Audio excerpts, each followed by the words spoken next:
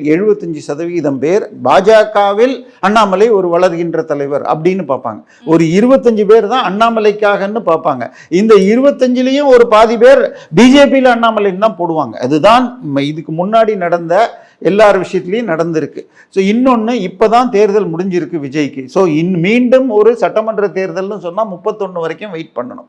So அந்த அளவுக்கு கட்சியை கொண்டு போயிட்டு போகிறதுக்கு மிகப்பெரிய செலவுகள் வரும். இப்போ விஜயே என்ன பண்ணார், 24க்கு பிறகு வந்த இடைத்தேர்தலில் இதுலேயும் கலந்துக்கல, 24 பாராளுமன்றத்தில் திறந்துக்காம இதில் வந்தார்.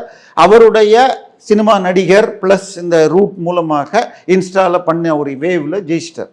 பட் அந்த அளவுக்கு இவருக்கு இப்போ காரிஸ்மா கிடையாது. அதாவது ஒரு வீட்லேயும் விஜய் யாருன்னு தெரியும். ஆனால் பேப்பர் படிக்கிறவங்களோ இல்லை யூடியூப் பார்க்குறவங்களுக்கு தான் அண்ணாமலை யாருன்னு தெரியும். ஸோ இவர் புதிதாக கட்சி ஆரம்பித்து சிம்பல் கொண்டு வந்து அதை பரப்புறதுங்கிறது அவ்வளோ எளிது கிடையாது. இன்னும் 5 வருஷம், ஏன்னா இப்போ தான் இவர் பதவியேற்று 10ஆம் தேதி தான் பதவியேற்றிருக்கார்.